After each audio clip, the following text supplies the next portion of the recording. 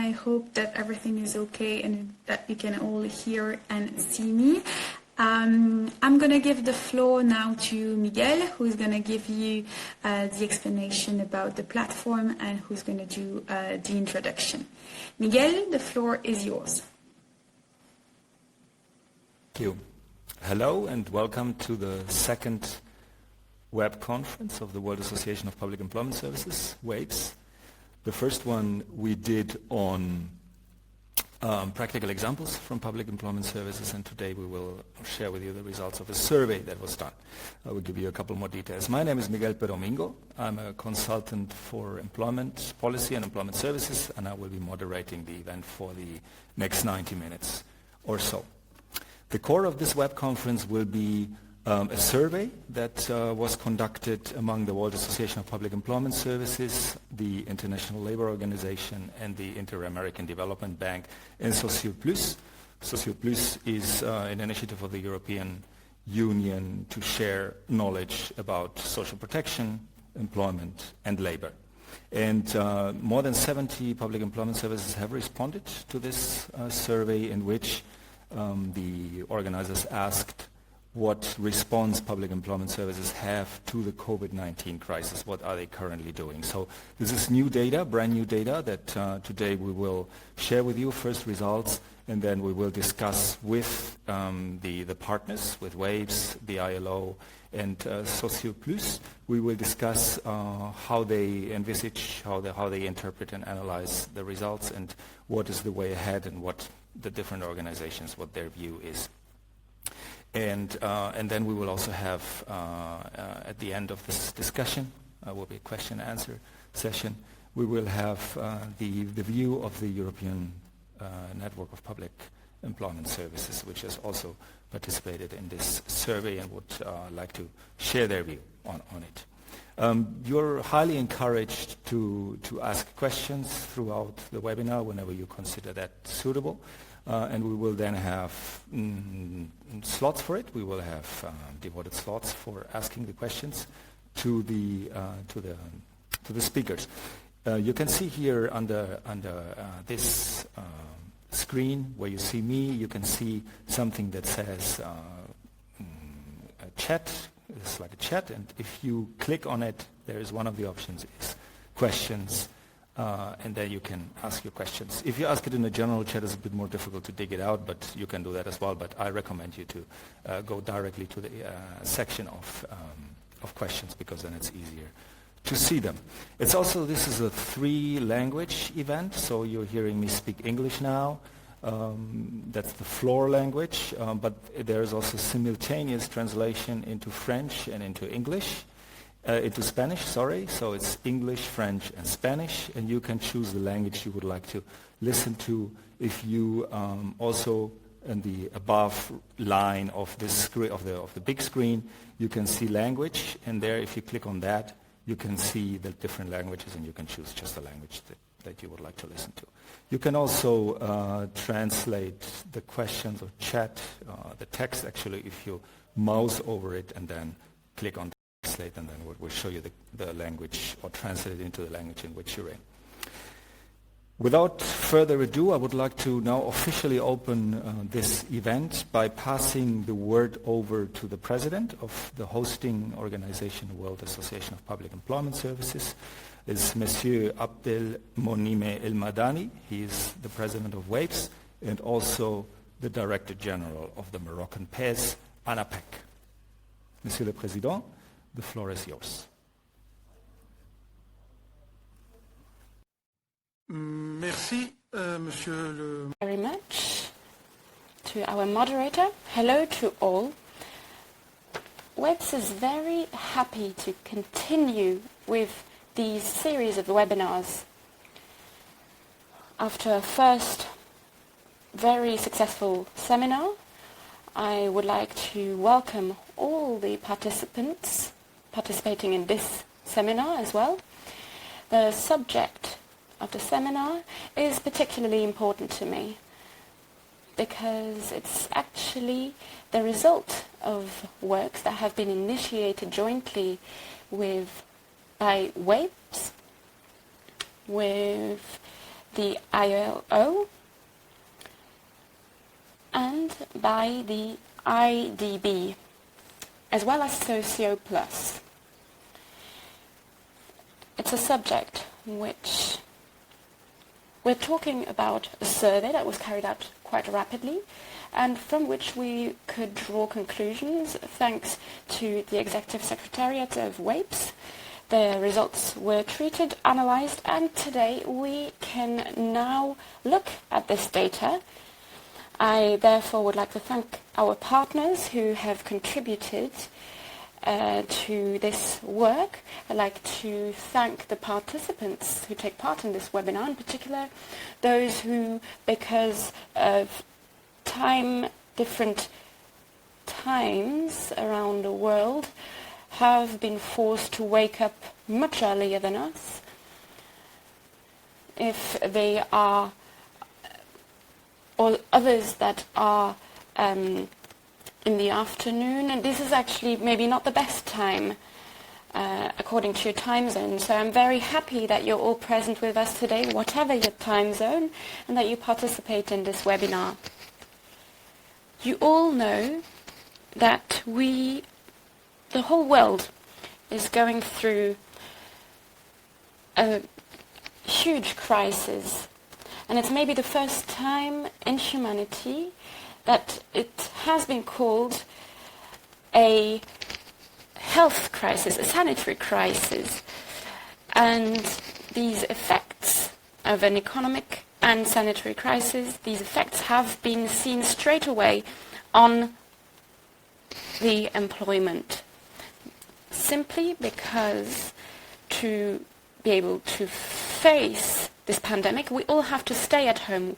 People can't go working, and therefore we have an immediate impact on employment, on companies. These have been the immediate effects of the crisis that we're going through. We are still noting these negative impacts on employment, and of course the whole employment community, all the organizations which work on this question, have been called to contribute to the world effort to face this crisis. So this is why we have thought about this survey, to see how the various PS are positioned in different countries, but already we are a community of people, of professionals working on employment, who have been working and affected more than others by this pandemic. Therefore, I would like to welcome you all at this webinar.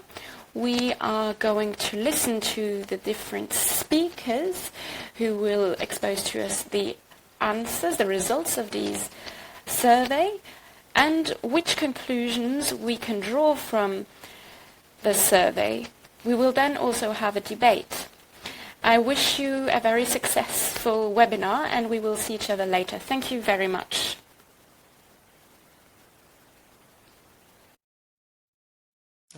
Much, Mr. El-Madani, and now if I follow the agenda, I have to give the floor to Thierry Huard. Am I correct? To Miguel first. Miguel, the floor is yours. Monsieur le Président, for your encouraging opening words.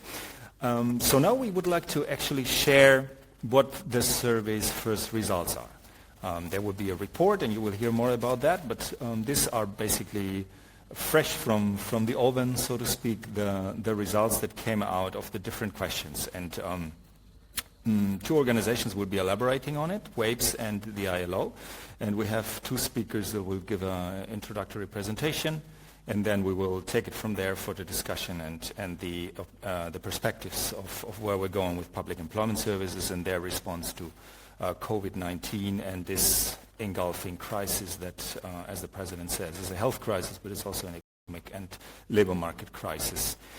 And so it's my honor now to give the word to Thierry Huard, who is a consultant at Wapes, seconded from the French Public Employment Service, Pôle emploi, and Giovanni Matozzi, who is a researcher for the labor market for Transition Unit at the International Labour Organization.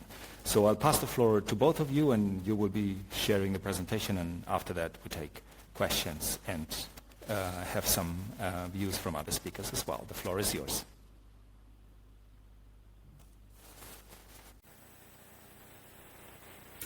Merci Miguel. Bonjour à toutes et tous.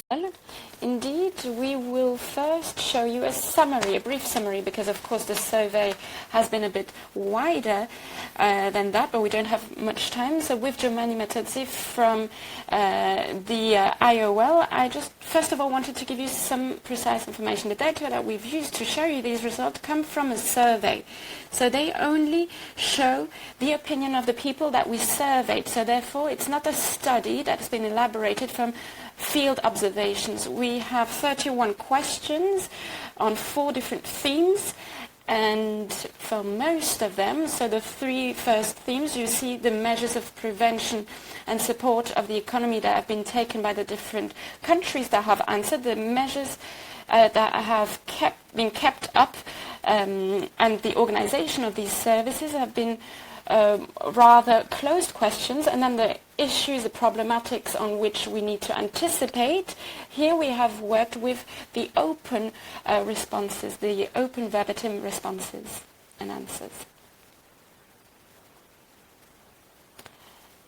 So I'm catching up a little bit on the presentation here. To continue, you see that we have 72 countries with their PES, 79 PS, so we don't have that many in Oceania, but we have in other regions of the country, of the world, we have a lot more responses. So this needs to be taken into account when we do a more detailed analysis. I think we need to consider this data that we're going to present to you more as an object of dialogue, of a reflection, in order to work and anticipate the future rather than looking for representation, a very full and objective representation of reality. I'd just like to reiterate that the survey has been carried out between April and May, and therefore the results and things in general evolve quite rapidly. On the first point, the measures of prevention and economic support. Here, on the left side, you have the measures that have been carried out to protect the workers, and on the other side, measures and elements linked to the support to companies and to the economy. What is remarkable here, and on the results that we observe, is that indeed everybody has been facing measures of confinement.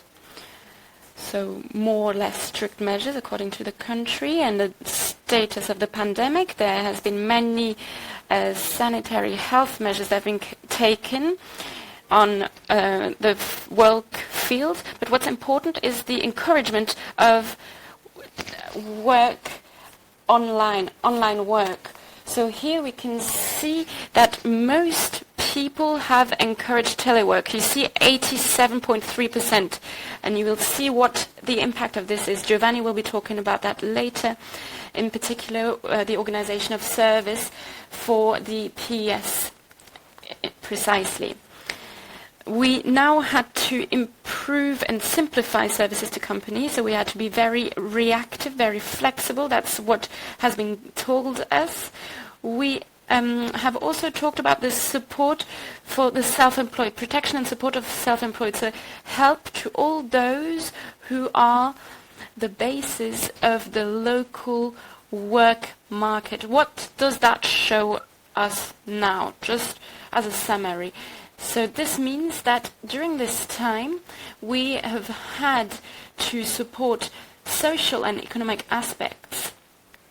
And for the future, we notice that systemic actions will need to be carried out on the reinforcement of social protection systems. In particular, we need to put attention on some continents that are particularly affected by this, on informal economy. So we need to reduce the precarity of some workers, and this is really a worry that you notice in the answers of this survey. I now would like to give the floor to Giovanni Matonzi, who is a researcher at the Labour Market for Transition Unit at the ILO on the following themes, and I will then take the mic back a little bit later. Thank you very much for your attention so far. Merci beaucoup. Face-to-face meetings on the flow. And in the majority of these countries were those that did not impose strict lockdowns. A higher percentage of PES instead relied on appointments, which was a mechanism that allowed them to control the stream of clients in the premises. In several cases, appointments were scheduled only in specific circumstances or in extreme need. By contrary, a great number of PES reported in the survey that they had expanded the capacity of their call centers and they have moved their services online. In fact, services for job seekers and enterprises especially were moved online to the greatest extent possible. PES that had already job matching platforms continued to promote them, while others implemented new ones.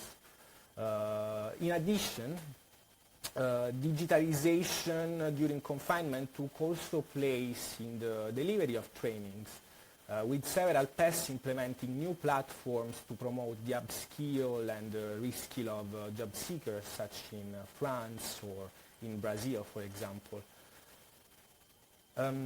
Always during the crisis, PES largely applied teleworking.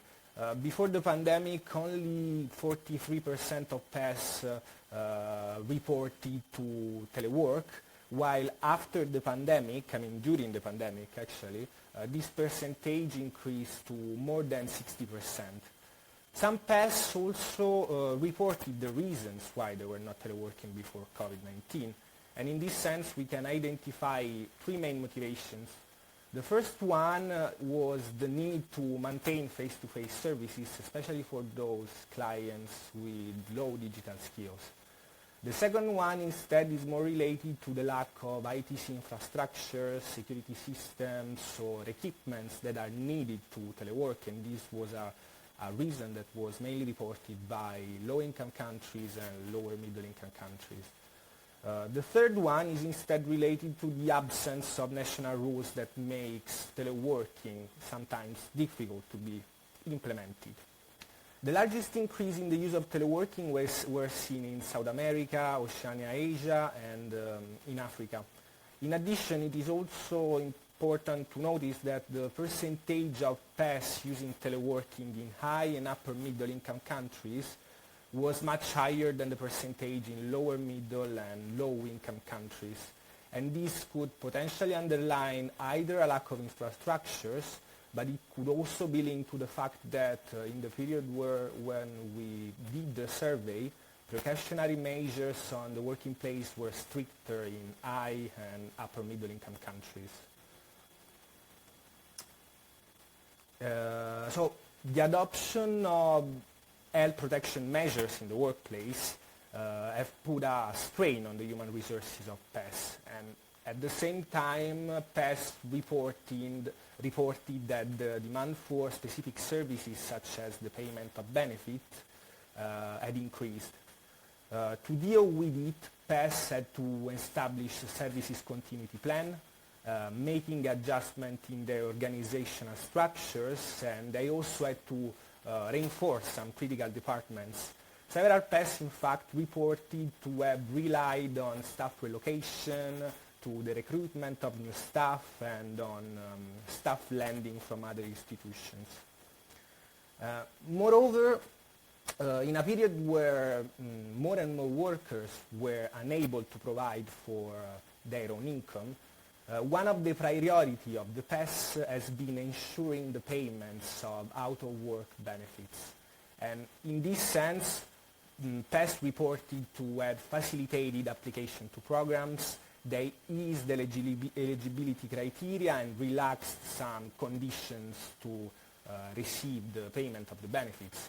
In France and the Mauritius, for example, job search controls were removed during confinement. Finally, during confinement, PES also had to respond to the critical need of workers in essential sectors. And in this sense, what they did was to actively matching job seekers to vacancies in vital sectors, so they also implemented some new platforms in order to redirect unemployed to short-term vacancies, and this has been done, for example, in France for the agricultural sector, or also in Luxembourg. Thank you, Thierry. The word is now to you.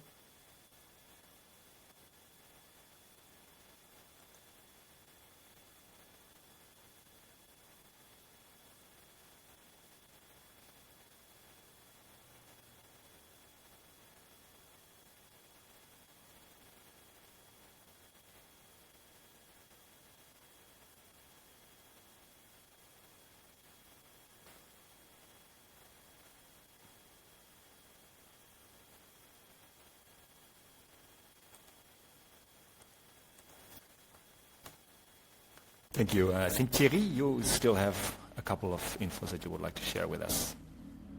Thierry, over to you.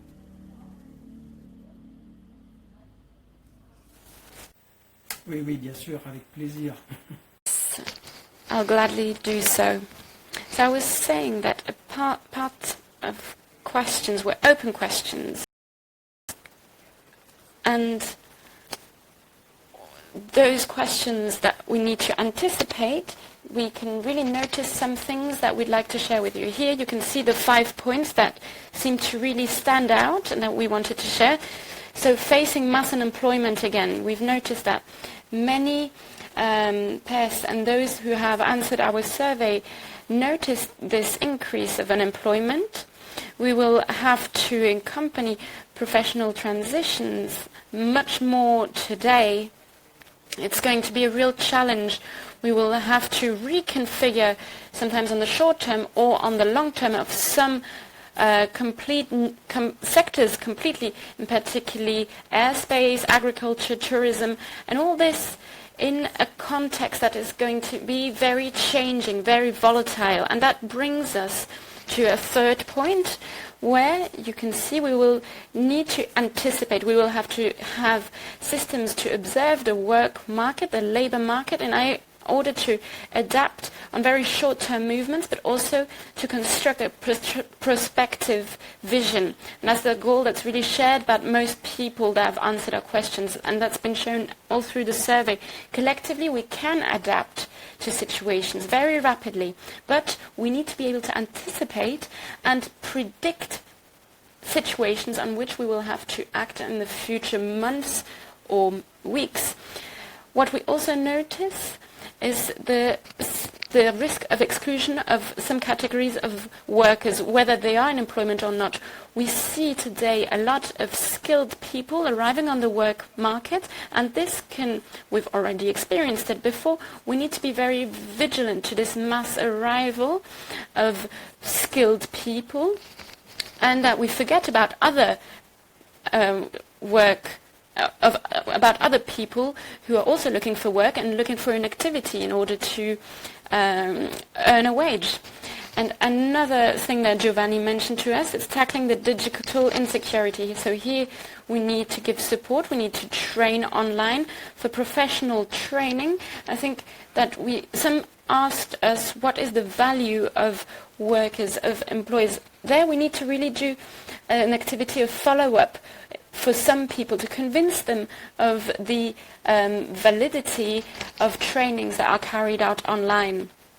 And we've also noticed this, and many of you have noticed also, that we need to make sure that we're not facing digital precarity, that all need to have the same access, the same knowledge, with the same equipment, the same networks across the whole world, across whole territories. So here we need to keep a balance. We need to go more towards strategy, multi-channel strategy, that give us the opportunity to follow up and not lose some categories of population, and also put effort into the development of digital competencies, digital skills for a part of our population. So really adapt our PES indeed and go forward on that subject. In order to do this, we have kept from all the verbatims, we have kept 4 main points that I'm going to summarize rapidly. I'm not going to read the slide to you,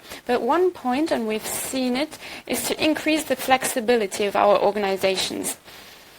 And that means that we need to integrate, we need to think about new modes of working that we have been implementing during this time. And how can we make them sustainable? How can we continue them? What has been the impact on our management? And how can we organize our management according to these new labor conditions? I think that this will be a subject that we will need to be working on in the next few months. Then also, to comment the previous slide, a system of observation of the work labor market. So that here we need information, we need to read small signals on the short term, encode it, and be able to provide PES after that. Third point, we need to accelerate our services. We need to be able to control performances and excellence. We need to review these approaches to be able to integrate into them a health risk, environmental risk, and also keep in mind our sustainable development goals on which we are all by which we are all affected and which we are all committed to. Also, what we need to point out is that we are not alone. We need to contribute to the transformation of our ecosystems. That's really the point that stands out. We are in a systemic vision because we are in a system, and we have seen that in this period there's been a lot of cooperation between different PES and between TPSs and other organizations, but also in the territory. Without action, we can't have enough weight alone. And so PS look for cooperations internationally, but also locally. And I think there will be coordinations that need to be built with other services in the different territories, the organizations, associations. And I think that this is going to be a lever that's going to stand out to work really with a social and solidarity economy. So here we have the different points, and we need to reinforce cooperation, and I think that really goes into the same direction as the work that we carry out at the moment. I give the floor back to you, Miguel. Miguel has a problem of connection, and Miguel rencontre un problème de connexion. We'll try again. Miguel, the floor is yours. Thank you very much, Gianni and Thierry, for this insights. I think that's a very interesting start into sharing what public employment services are doing at the moment. And I think it's fair to say that public employment services are at a crucial step of their development, at the same time a very challenging one, because they are being at the forefront of responding to this crisis. And in many cases, that's working out very well. So employment services, public employment services are working with a solid structure of helping people, of helping labor market societies in crisis situations. At the same time, many public employment services have been already before the crisis at the verge of being reformed and adapting to the future of work, shaping the future of work, co-creating the future of work, digitalization, etc. So now I think in the future it will be an important question to ask, where are public employment services positioning themselves on the labor market and on helping labor market. There's a lot of information of what works already and what worked before the crisis, what is working now, like personalized support. We know we have a lot of data about that. This is effective and efficient. Employer engagement, working in partnerships, things that have been mentioned now also throughout the survey. But how exactly will that be tackled? And this brings me to the first question I would like to ask in this discussion round that we're having now to the ILO again, to Michael Mwasi Kakata, who is the head of Labor Market Services for Transition Unit and a senior official in the Employment Policy Department of the ILO. Michael, looking at the role that public employment service have been having throughout the years and are having now, is to do on the one hand side to care for the most vulnerable and also go basically into the welfare sector, while more and more focusing on making people employable and keep them in work, bring them into work and keep them in work. So against the backdrop of the current crisis, my question to you is, how can public employment services now strike a balance between being welfare providers and activators of job seekers in the post-COVID-19 times? Michael, the word is yours.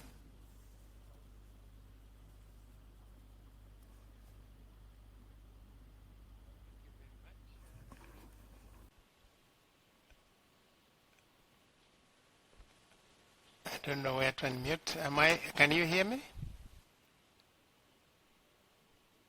I'm still unmuted.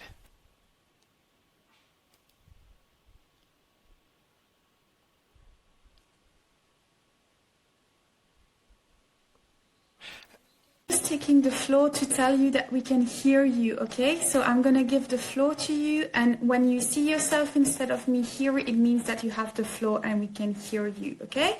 So, Michael, the floor is yours. Okay, I hope now you can hear me. Yes, thank you, Miguel. Thank you for the introduction. I'll start from where you left.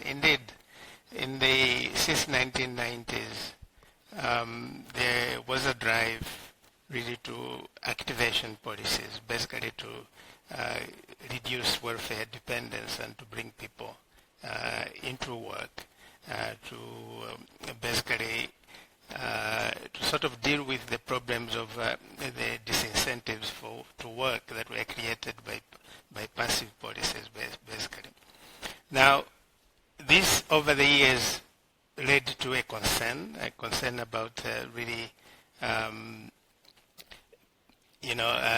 government spending a lot on welfare and also while trying to help people to survive. On the other hand, it was also promoting promoting incentives not to get to people to getting into work or really making enough effort to find work. Now that led to two different policies being adopted by governments. On one side, it was the promotion of work first, which was basically to ensure that people get into work as soon as possible. And then on the other side, of course, the promotion of ensuring that people build their capacity, their human capital, so that they get prepared for a better match in the labor market. Ideally, we don't see these polarized cases where you have work first on one hand and then human capital development on the other.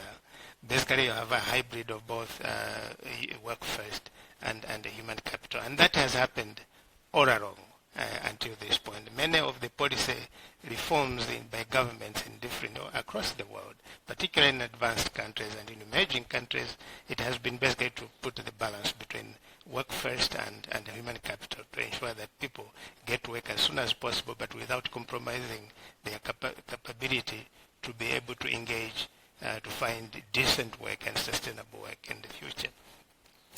Now, the issue is that now COVID-19 has brought in an extra challenge, that there has been massive, massive transfer of incomes, of cash to individuals who could not sustain themselves during the crisis.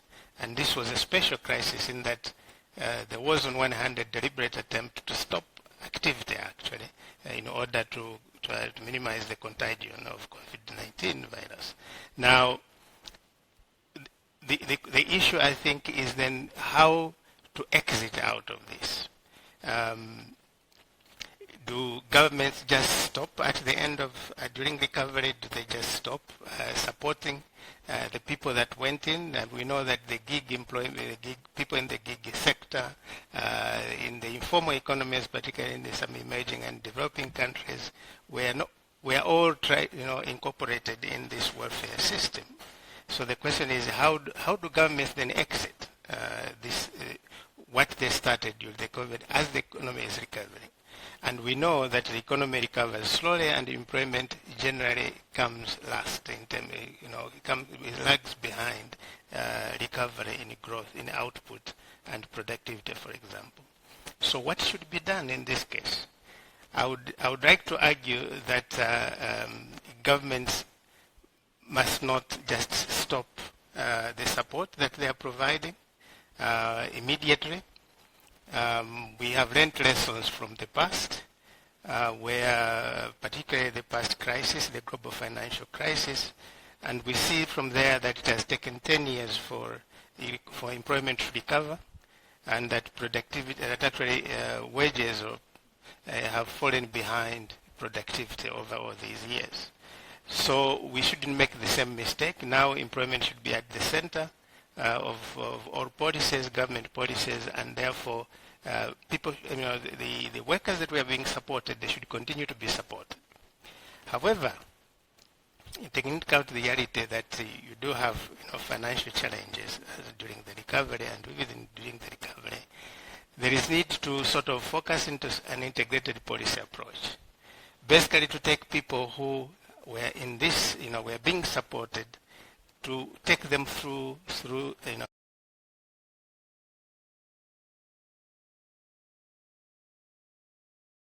Give me a second. Okay, sorry for this. I think that now we are back and you can hear me, and the problem of the interpretation is solved. It seems that Michael's connection bugged for a second, but no worry, I'm going to give the floor back to him just now. Michael, the floor is yours. I'm starting where I stopped, where you lost me.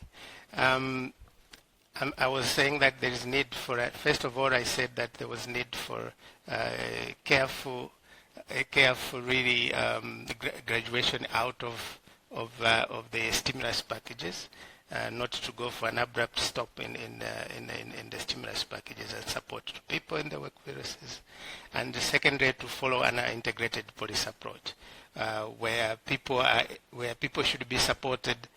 Those that are being supported with welfare, with cash transfers, should be gradually be let out through the established support by PACE and other services providers, so that they move into employment while they are developing their employability.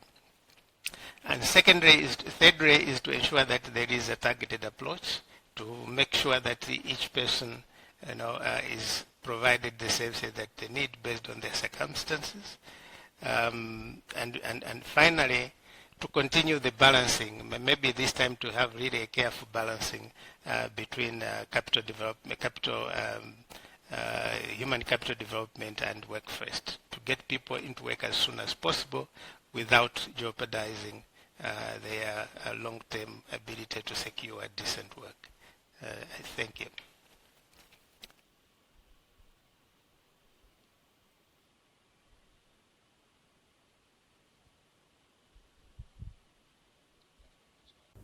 I think one of the great advantages of the times today is that we have a lot of data, we have a lot of experience, and we can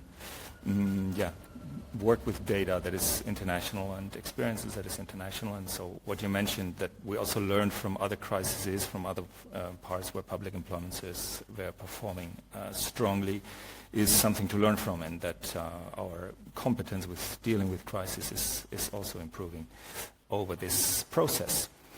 However, in the actual way how things are implemented during this crisis in public employment services is very different, of course, depending on how developed they are and which partnerships they have and which budgets they have and what's the general capacity. And so it's also important to have an exchange of knowledge and exchange of practices among public employment services in developed, emerging, and developing countries. And one organization that does that mainly, or is one of their core businesses is SOCIEUX. And with that, I would like to ask a question to Thierry Fiquet, who works at SOCIEUX and is a development and technical advisor there. And my question to you, Thierry, is how can SOCIEUX as an organization, as the initiative of the European Union, help transfer knowledge specifically about COVID-19 management between countries? Thierry, the floor is yours.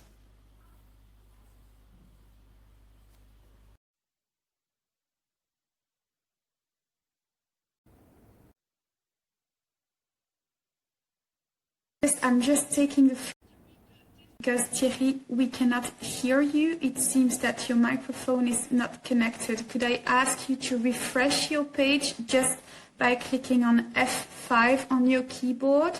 And as soon as it's done, we're going to try again. So Thierry, I'm going to have a look at you to see when you are connected again. So please click on F5 on your keyboard.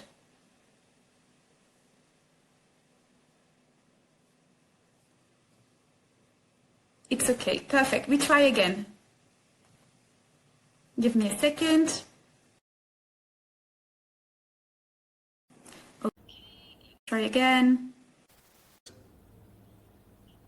Well, all right, it's working. My apologies. We all need to adapt to these new technologies. Thank you, Miguel, for your presentations. You talked about sharing practices, and SOCIEUX is not saying that we can come up with a silver bullet solution, but we can take an active role in helping this process. What I can already tell you is that SOCIEUX has not stopped its work during this period. All PAS and all PAS employees and ministries are specialized in international cooperation, and all of these people have been asked even more questions than usually, and this is quite a positive impact of this crisis, the silver lining, I would say. How is SOCIEUX active now? As you know, we are an European initiative boasting international cooperation, and we bring to the table our technical knowledge. And here we're also working on a peer-to-peer basis.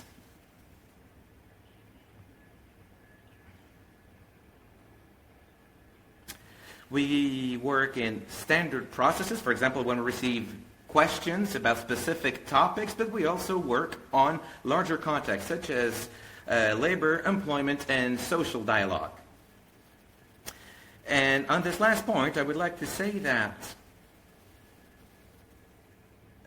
there are many aspects to be addressed. There are, like I said, social dialogue, these social consultation.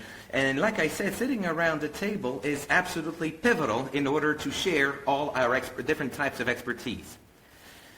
And now, SOCIEUX has been adapting its work methodology during the COVID crisis. How? By simplifying the forms to request information and to request any type of partnerships. Our mission is very clear.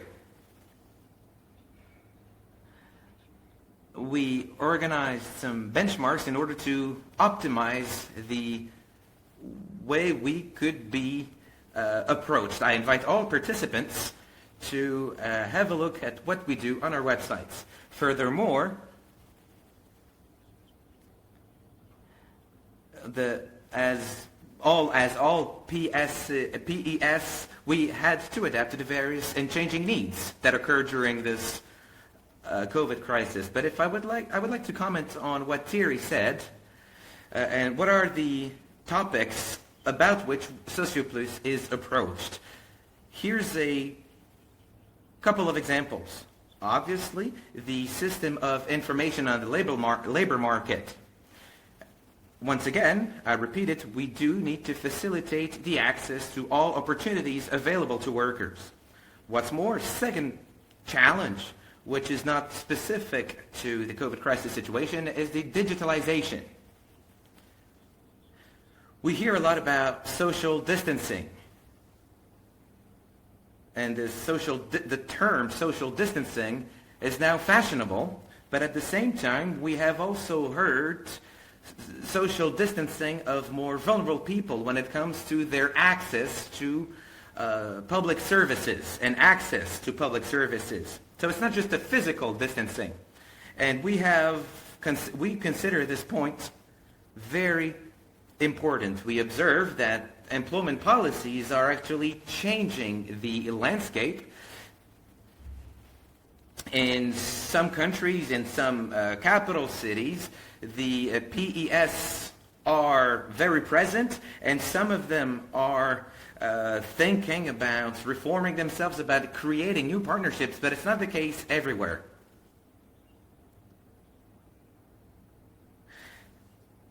And what we see is that sometimes only some companies are engaged in such partnerships, but we, in our opinion, as we need to make sure that all links that all levels of society are included in such partnerships, in such a dialogue. What is more, health and safety on the workplace. Often, PES are dealing with education and health and safety, and as you all know, our colleagues from our training units have also been very hardly hit by the crisis. Therefore, I do believe that it's an opportunity to develop new types of training, remote trainings, online. And this period has shown that it is, first, necessary, and second, possible from a technical standpoint. I would also like to add a last essential comment. We have observed, unfortunately, that indeed the most vulnerable populations have been hardly hit by the economic slowdown during this crisis. And it will be these vulnerable populations who will cope the most with the possibility of finding a job after the crisis. And also, if we try to improve these problems for them, we need to guarantee the access for those vulnerable populations. We need to guarantee that they have access to social benefits as well. And I would like to thank all our partners that have been helping us throughout this very difficult period. I would like to thank our colleagues from the ILO, our technical partners such as the UMatch program, the Difficult Box, and so on. These, among others. We have been working with many partners, and so how do we do to share practices? Well, we create partnerships, and we exchange on our expertise about our complementary needs and and how we can complement our input. What's more, in spite of being locked down at home, we worked in a remote fashion a lot more than usually. Therefore, what we have seen is that many employment agencies, such as Pôle emploi in France or Actiris in Belgium, or we had the same examples in Spain, well, many of these employment agencies have walked the walk and talked the talk, and they did everything they could in order to make this, to relieve the difficulty of this crisis. And I extend here a call to all other partners here. If you would like us to share our expertise on this, we would gladly do so. Miguel, the floor is yours. Experiences now. I stay a moment with you, Thierry Fiquet, because we have two Thierrys. So Thierry Fiquet, one more question for you that came from the floor, from Carole Cloutier. She would like to know, you mentioned peer-to-peer, if you could just elaborate briefly on what that exactly means and whether this peer-to-peer approach that you use at SOCIEUX, whether this also includes an aspect of co-creation. Thierry, the floor is yours.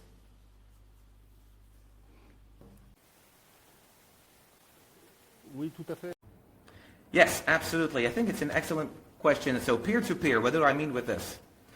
Experts working with SOCIEUX are not consultants. They are professionals within labor agency, a ministry, or their social partners. And on top of their professional activities, they work on international projects. And this allows us to work in a peer-to-peer mechanism on equal footing. In this context, we are working on equal footing, like I said, peer-to-peer, so that we can be mutually beneficial to one another. And doing so, we have access to public knowledge, public expertise of professionals, of active professionals. I'll move now over to the other Thierry. And the question here is, Thierry, I think it showed very clearly in the survey that the different maturities of public employment services, where they are in their development, was pivotal, crucial to how they responded to the crisis, both in how they responded on the labor market, but also how they managed their internal running of the services and how they dealt with their staff. And so my question to you, and it also reflects the question of Sidibe Numbai from the audience, is what can Wapes do, or what is Wapes focusing to do to help increase the maturity of their members, and especially those that, for example, don't have many digital means, because everybody's talking about working from home, teleworking, but that works only if you have the digital infrastructure for it, and also the skills, and some regions don't have that, or have it only in a very limited manner. So what is Wapes doing to help that? Thierry, over to you.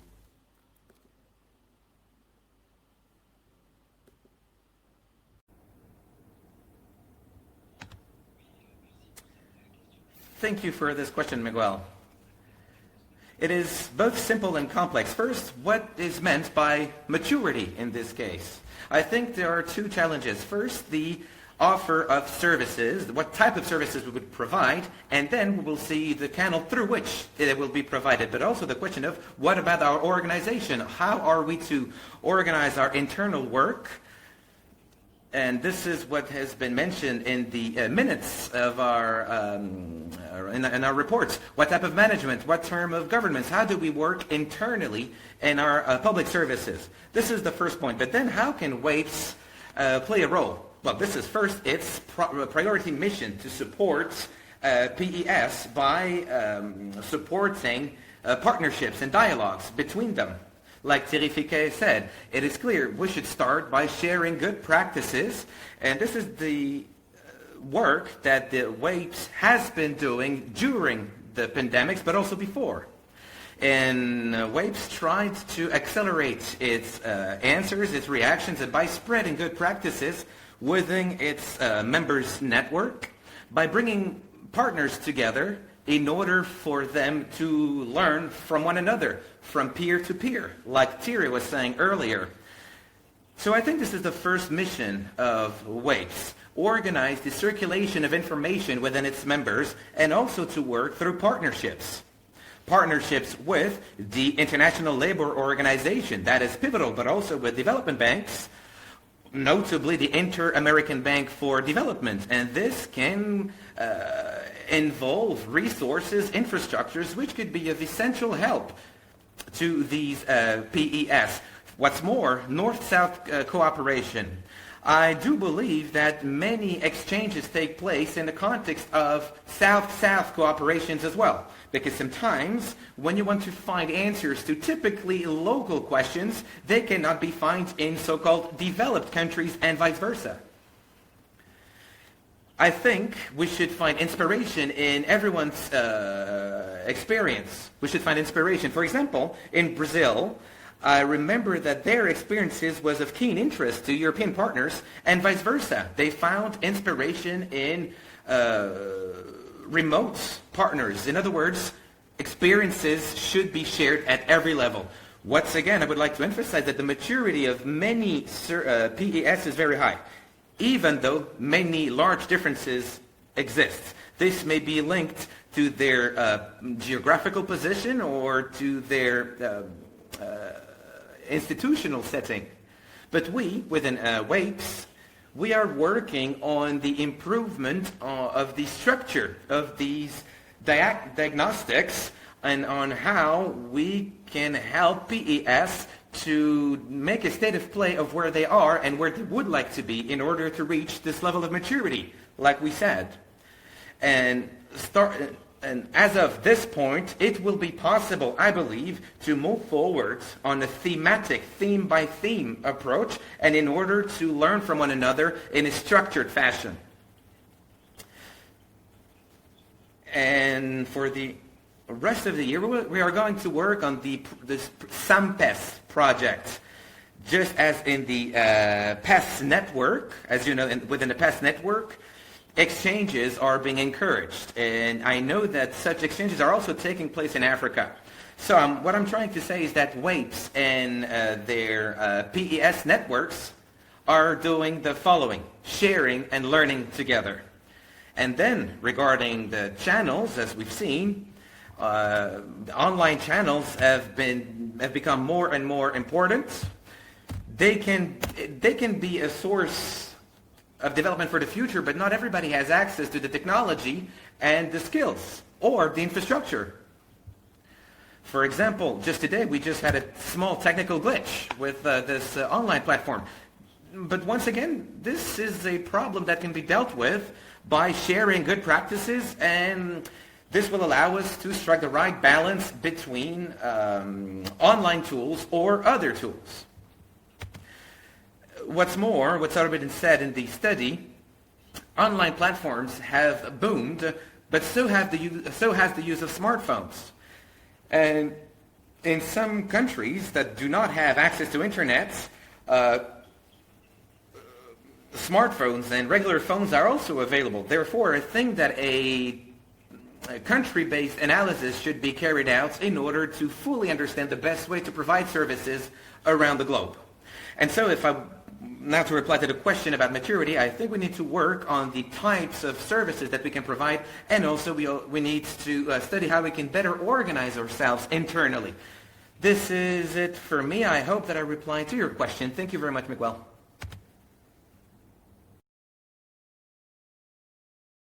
Advantages and disadvantages. And I think that one of the services that public employment services are good in providing or co-providing is skills development. And I think it's at the same time one of the key to address the most vulnerable groups on the labor market, for example, young people, which are particularly hard hit by this crisis as by any other crisis before, because they are vulnerable, because they haven't started the job yet, or because they're close to dropping out of whatever education they are. According to recent figures that I just read, more than 267 million young people were not in employment, education, or training before this crisis started, so-called NEET, and now we're talking already about the lockdown generation. So public employment services, I think, are part of the solution to this. And I would like to ask Michael from the ILO again one question. Which role or how far do you think should public employment services go in providing skills for vulnerable groups? And basically a second question in this, how are they supposed to do that alone or in partnerships? What is your view on how public employment services should deliver skills development in the future? Michael, over to you. Gail, for the very important and quite difficult question you have asked. First of all, before I go into that question, I just wanted to add to what Thierry had said about the digitalization in developing countries, particularly in the region where he comes from. I mean, where the person who asked comes from Sidibe. I just want to add the fact that if we have to learn, for example, from the Latin America, they have used the Inter-American Development Bank to provide resources basically through loans and, of course, grants. Now, for it to be grants, one has to ensure that PES is linked to the overall national development planning and the national employment policies. So I think this is a lesson that other regions could take. I'm sure with the African Development Bank also a number of countries are taking loans and grants. Now, for it to be applied on strengthening employment services and digitalization, there is need to recognize politically the role of employment services, and I think that's the area that ILO could assist, particularly by making sure that employment services, public employment services, are part of the national development plans, and the national employment policies actually reflect the national objectives on employment. Now to move on to the question you have asked, the important question of what role public employment services would play in skills partnership. Right, I mean, Convention number 88 on employment services places, the very important role on PACE as coordinator of the labor market. And I know that Wapes has been talking for a long time, and also the other institutions like the European Network of Public Employment Services, of the role of PACE as a conductor in the labor market. Being a conductor, being a coordinator of the labor market implies that you look at both the supply and the demand side. Now, looking at the supply side, employment services can play a very, very important role there, particularly by ensuring that, as I said before, by ensuring that they look at what are the challenges in the labor market use, in terms of labor market information, in terms of the skills that are available, what kind of skills are there, whether they can produce the skills themselves, the information on the skills, and what kind of demand is available, and how to ensure that both the demand and supply, that information is disseminated to both actors on the demand and on the supply side. So they also need to focus on two levels here. What kind of transitions are they looking at in terms of skills that are required? The school-to-work transitions, this will be the youth who are in the labor just coming out of the schools. How are they prepared while in schools, and how are they prepared at the end of their time in schools to move on to the labor market, but also to support them in terms of what skills are required to keep them active and relevant in the labor market to support their multiple transitions, right? So all this requires that there is proper coordination with the education sector, with the training sector, starting from the skills that are required, career guidance and counseling at school as well as at a higher level, and also then how the training sector can respond to the needs of the labor market.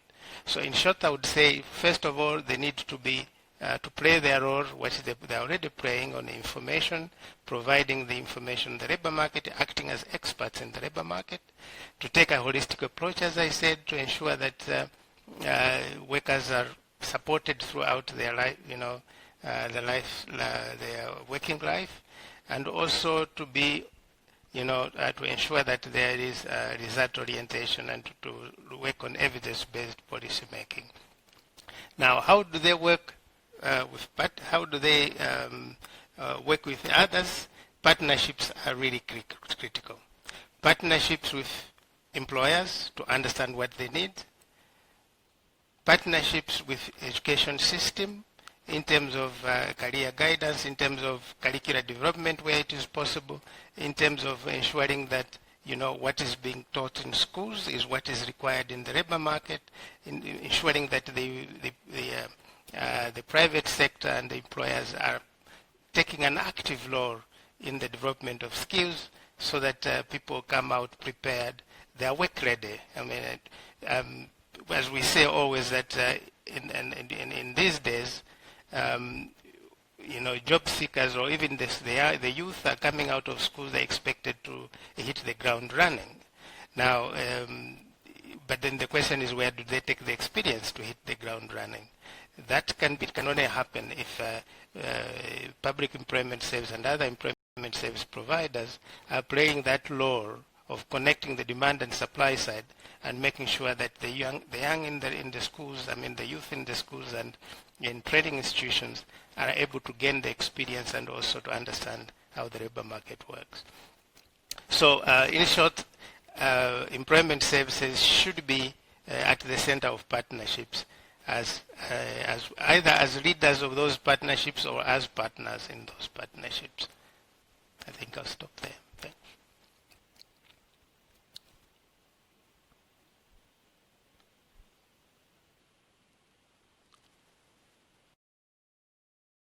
It seems that Miguel has sometimes shortcuts in the cuts in the internet connection. So Miguel, I see that you're back. Miguel, the floor is yours. Thank you, Michael, for this comprehensive answer, and thank you also for underlining that partnerships are so important with employers especially, but also all other partnerships where public employment services can take a conducting role. And with this, I would like to pass over the word to someone who represents a network where this is already practiced. That's the European PAS network. All public employment services of the European Union, the European Economic Area, and Switzerland are organized in a structured network, the European PAS network. And Spiros Protopsaltis is the deputy head of this network, and he's also the governor of the Greek Public Employment Service. And he will share with us just the view that he has on the survey and on the work that has been done here, asking public employment services their response to the COVID-19 crisis. Mr. Protopsaltis, the floor is yours.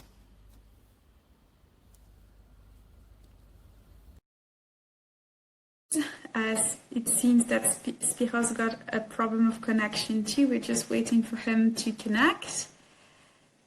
And he's back. Spiros, the floor is yours. Okay, I apologize for the technical difficulties. Well, thank you very much for inviting me to this Wapes webinar. As you said, I'm Spiros Protopsaltis, and I've taken over the vice chairing of the European Network of Public Employment Services since May. The PES network, for those who are not aware, was created in 2014 and brings together the public employment services of the 27 EU member states, plus Iceland and Norway.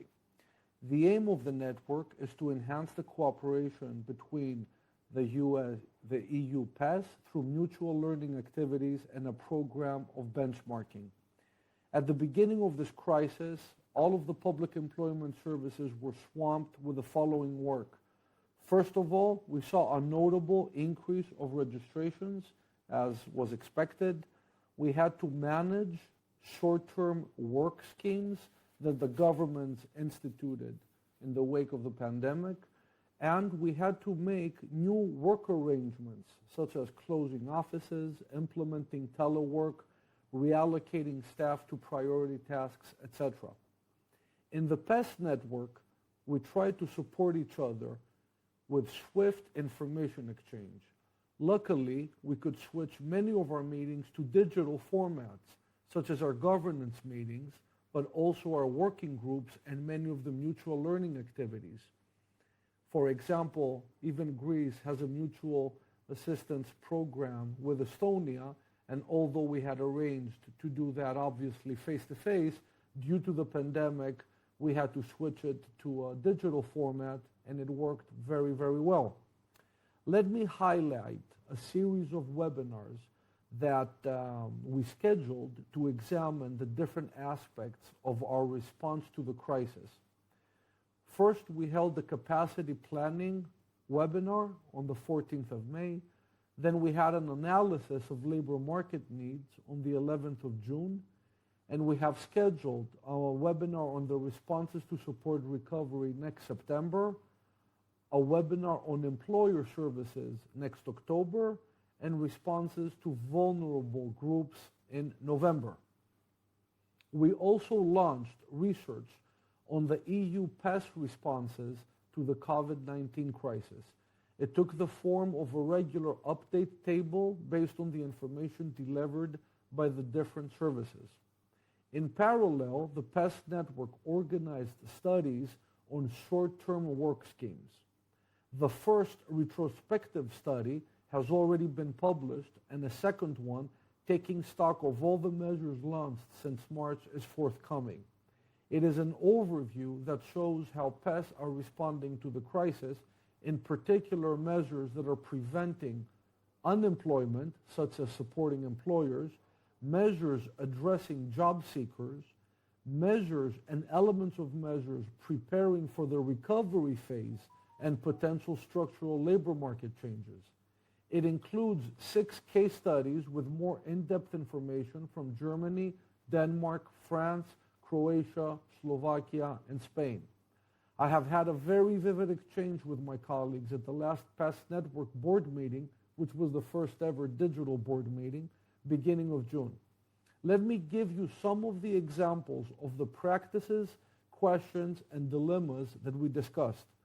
First, we discussed the issue of the main lessons learned from the EU PES responding to the crisis, including some innovative approaches and tools that could be inspiring to peer PES. 3 of the countries presented concrete practices supporting employers and job seekers in order to overcome the effects of the economic crisis related to the pandemic. Sweden presented its experience from helping enterprises with recruitment during the pandemic by promoting a digital tool for speed interviews. Portugal presented current experiences on distance training through an extraordinary training plan and financial support system. The Netherlands presented new financial measures that are fully automatized. Most PES insisted on the 3 main aspects impacted by the crisis. The first element that is obvious is digitalization. How we do online registrations, chatbots, e-counseling, teleworking, virtual meetings, and interviews. For example, France drew on its multi-channel strategy implemented over several years, which has facilitated the capacity to maintain contact with users. The second element is the impact on human resources management. Teleworking has been a key to keeping businesses running. The consequences might be important for HRM strategies to improve work-life balance as well as ensure safe working conditions in the period where social distancing still will be important to prevent new waves of contagion. Rethinking of the organization and the service delivery, how many and what sort of local offices are going to be needed in the future? How do we reallocate staff to physical and digital services, and what are the consequences for skill needs? As well as inventing, of course, new methods of management to build trust and psychological safety through the impact of partnerships. And the third and final area of impact that we focused on is management capacity, such as the ability to reallocate staff in crisis times to priority activities. For example, Germany reallocated thousands of staff to short-term work files because of the need in the country due to the major work scheme they announced. The implementation of new communication methods, new service delivery, the new role for PES as advisors for national crisis management groups, and finally, the capacity of PES to be flexible and innovative. Second, some PES mentioned dilemmas and challenges related to these measures. For example, the Netherlands faces a dilemma on how to help the most vulnerable people who need face-to-face services in the context of digitalization. During the following exchange of experiences in our calls, PES stressed their challenges and in particular the need for combining physical, and digital services, which we termed phygital, such as Belgium, Bulgaria, and Greece, as well as the difficulty to ensure safety of PES staff when returning to the office. The challenge of targeting financial emergency measures was further shared concern, such as by Ireland and the Netherlands. In order to tackle the additional workload, for example, PES Germany is benefiting from the support of other German administrations. overall, these are the main areas that the PES in Europe have focused on during the pandemic. And these have been the topics of very vigorous conversations among the PES in the past few months. Needless to say, now the focus is shifting. The focus is shifting on the next day and the next phase for employment services. What does the next day look like? The huge unemployment implications that we are all facing, and how do we manage to support employment opportunities and be able to manage the huge workload in a period of a new normal where in reality things are not normal, but we have to proceed with business as usual and do our best to meet the needs of our populations. So with that, I hope I have not gone over my time.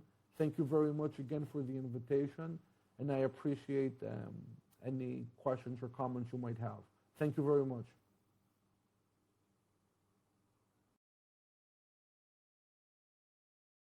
It seems that, okay, now Miguel is back. Miguel, the floor is yours. Thank you very much for this this presentation and showing that the network has an incredible breadth of knowledge and is also happy to share it. One point that you mentioned is this mixture that I think was a topic for the PES network already before and for many of its members, how to mix digital and physical service. You coined the term of phygital. And also Marie-Thérèse from Bona has been commenting that going fully digital is, I think, obviously not an option for anyone. It's in emergency response, and probably it will increase the number of digital means and digital services, but it's not going to be the parameter for doing the entire service in the future. So the question is how we're going to find an exact balance there. And if I just can give you briefly the floor back just to say your personal view on what you think from your experience and your experience of managing a large public employment service in Greece, which direction this is going.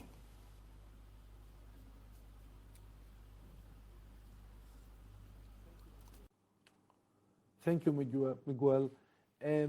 It's a great question, and I don't think anybody has the answer. It's kind of a day-by-day way of approaching this, trying different things and seeing how they work. Here in Greece, for example, we have a very significant share of the unemployed population that has very low digital skills. We're actually behind when it comes to digital skills, and that's particularly true when we're talking about the older unemployed. What we did during the pandemic was the following. We switched to an appointment-only approach, which required us to build a platform where people could request appointments for face-to-face. And we did that while parallel moving all of our services online. So we reserved appointments only for a subset of people who had no other way of doing business and weren't able to do things digitally.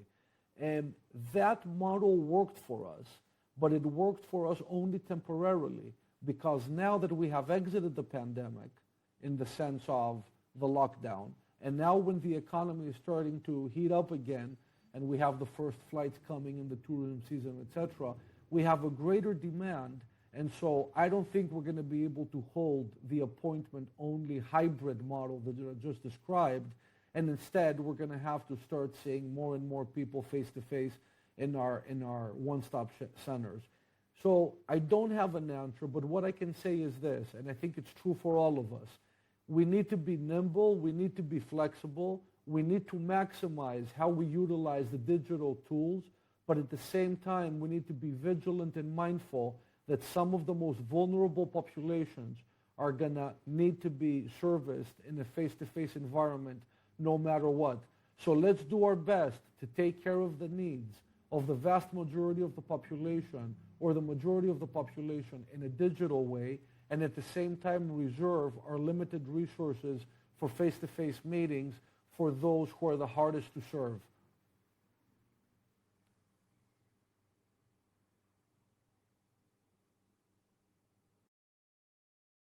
perspectives and outlook. And I would like to leave the final word now to our president, to Wapes president, Monsieur El-Madani, to give us a couple of conclusions of this event, and after that I will give you a couple of practical informations. Monsieur El-Madani, the floor is yours.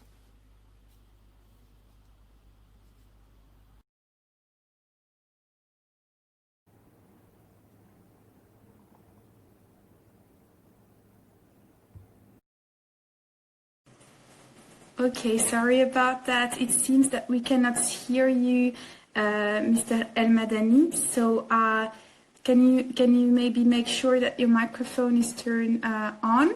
At the beginning we could hear you and see you, and now it seems that you turn off your camera, and sometimes the both of them are linked, so it might explain why we could not hear you. So we're gonna try again, and let's hope that this time we can hear you. The floor is yours.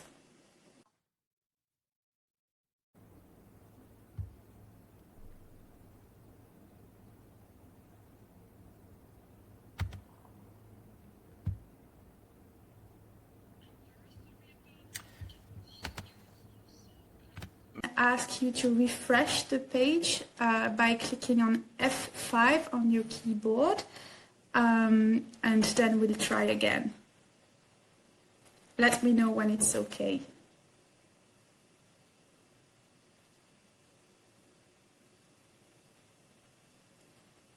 Is this okay, Mr. El-Madani? Can we try again?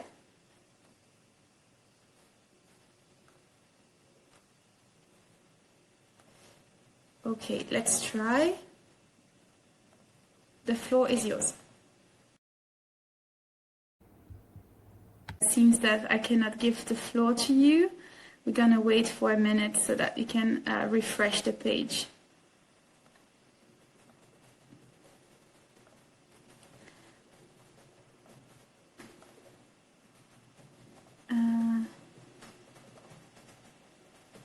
So Miguel, in the meantime, maybe if you want to, I don't know if you'd like to take the floor back to you, but Mr. El-Madani is offline.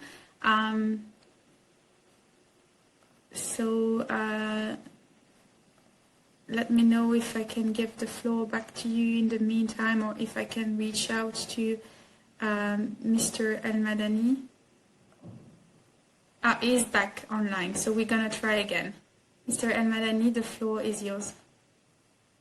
Tu l'entends?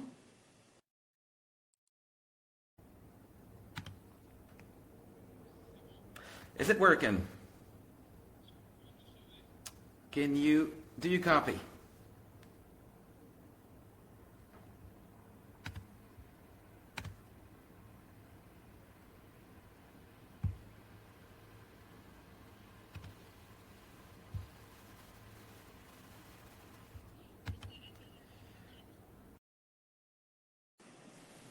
Yeah, I've tried again to give the floor to you. We could hear you, so you can go ahead. If I don't interrupt you, it means that we can hear you and we were replying to you in the chat, okay?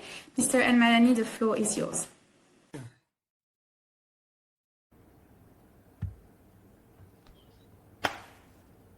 Is that okay? Can I go? Very well. First off, all our executive secretariat, all our members and the chair, we are very happy of the work that has been carried out with our partners. I would also like to congratulate the entire team that has worked on this study, and I thank all participants. I thank the representative of the PES network. I do believe that these exchanges have been very fruitful. Regarding our prerogatives within the Wapes, I do believe that this survey should be the starting point of further research, further ideas. It is true that PES have been agile, have been resilient, and they have adapted to a very particular context, an unprecedented one at that. A surprising pandemic that took humanity off guard. We are public employment services, which means that we are financed by taxpayers' money. And let us not forget that this crisis has also been a public finances crisis. Therefore, PESs had to fight this crisis, to tackle this crisis with financial means which were insufficient. Why? Because there were other priorities, namely the healthcare sector. Therefore, the capacity of PES had to adapt to a very difficult context with insufficient resources. Yet, it has been done, and it confirms the great work that PES actors have done. And so it does confirm the importance and the positioning of PES in our society. Yes, the post-COVID world requires and will still require public action. The crisis has hit us very hard, and the public sector was also hit. Some conclusions need to be drawn based on this report and its results. I do believe that everything has been said on digitalization. Therefore, in our future Wapes project, we do need to think and come up with potential programs, potential projects, which would support specific members. And I'm here referring to countries in the South, which are, I would say, coping with the leveling up of their digital tools. And the report also confirms the following. Digital tools are useful to take care, to cope with social distancing and remote configurations, but online tools will also allow us to reach our objectives of inclusion. Including vulnerable populations on the labor market is one of our top priority. We need to include workers, but also all regions, no matter their geographical localization, and therefore digital tools are a reliable tool to do so. Notably when it comes to sharing good practices of online uses. Many of our members will find here a source of inspiration to level up their current state of play. What is more, another question that should be addressed. The capacities of PESs to come up with ingenious solutions. We are used to using, let's say, classical instruments or instruments to usual situations where we are used to supporting young graduates entering the labor market. We are used to supporting them in order to help them insert themselves on the labor market. However, here, we are facing a new phenomenon. Large groups of citizens which are returning on the labor market, even though their rate of employability isn't problematic at all. So we do usually work on improving the employability of young graduates and young workers to help them enter the labor market. In this case, the equation has changed. We are now faced with large influxes of people that did have a job and who have lost it for economic reasons brought about by the pandemic. So regarding my region, Africa and Middle East, we are not used to elaborating quickly measures to help us cope with these large groups of population and these very specific profiles of, that is, people who lost their jobs suddenly because of the pandemic. Therefore, when it comes to elaborating and devising a mechanism quickly, it will be a challenge. We need to be quick and reactive after this sudden pandemic.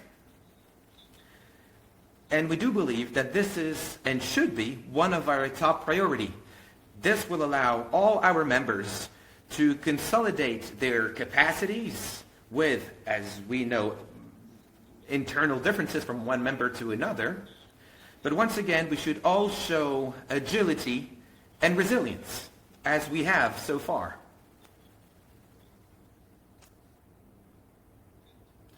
The survey shows that we have done well in these difficult times. This is the reason for which the Wapes needs to play its role, that is, of an exchange platform for all its members.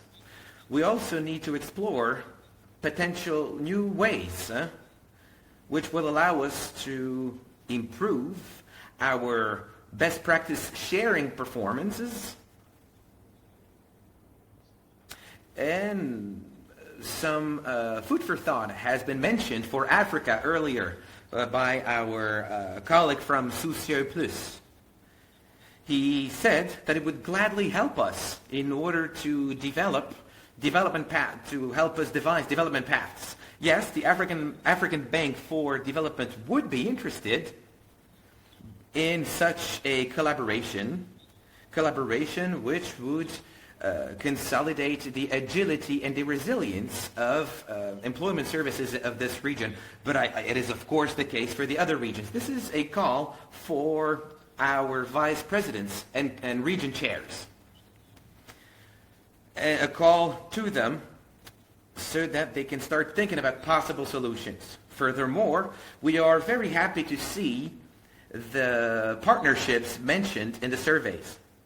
For example, our partnerships with the International Labour Organization. We do believe that we are on a common struggle here, and I also congratulate the various partnerships with some partners that did not get to meet earlier. For example, SOCIEUX or a PES network. Once again, I would like to repeat the following.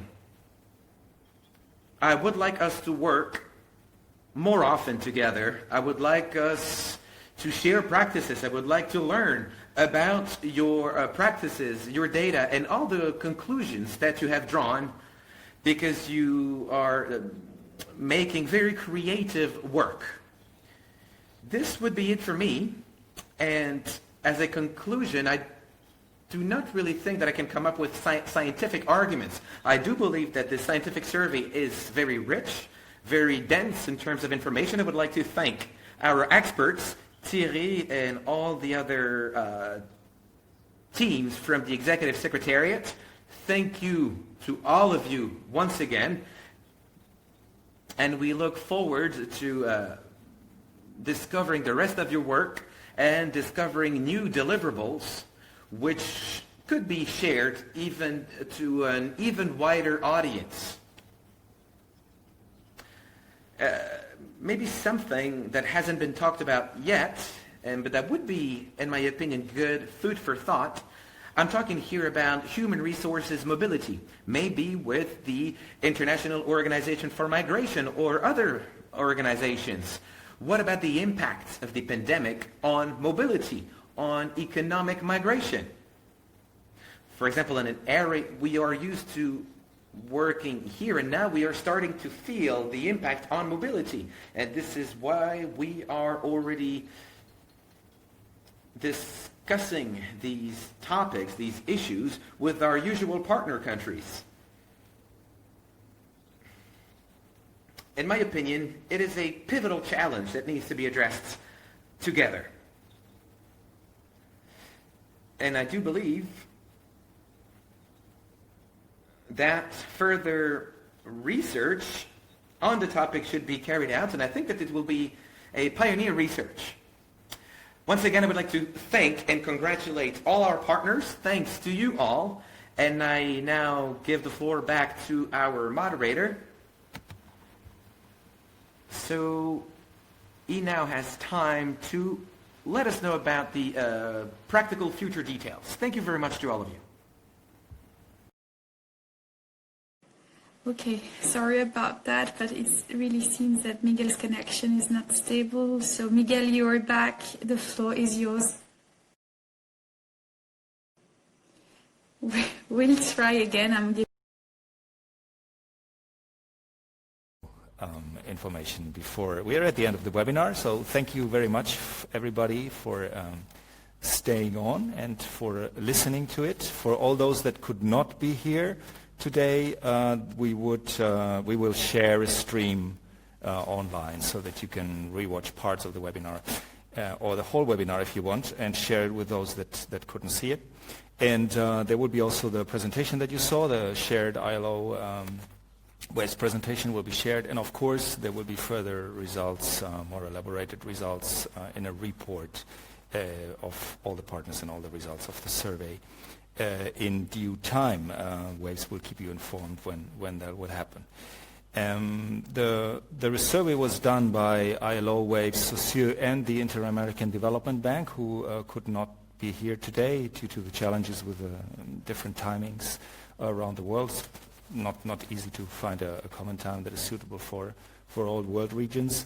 I understand that IDB will be doing their own event and sharing the results of the survey to also have the possibility to do it at a time that is better for their members, for Latin America and the Caribbean. So there you have a possibility to see it again in a different version, and thanks to those from Latin America and the Caribbean that were here today and got up very early. There will be an evaluation of this webinar that will be sent to you by Wapes, so please let us know there what you liked and what we can do better next time. And there will be next web conferences on which Wapes will keep you informed as well. Thank you for watching. Have a good day. Goodbye. Okay, thank you very much, Miguel, for your help, and thank you everyone for your patience, and also a special thanks to the interpreters and to my colleague Sarah helping out with the technical support. And yeah, thank you very much, and I wish you a very good rest of the day. Thank you very much. Bye-bye.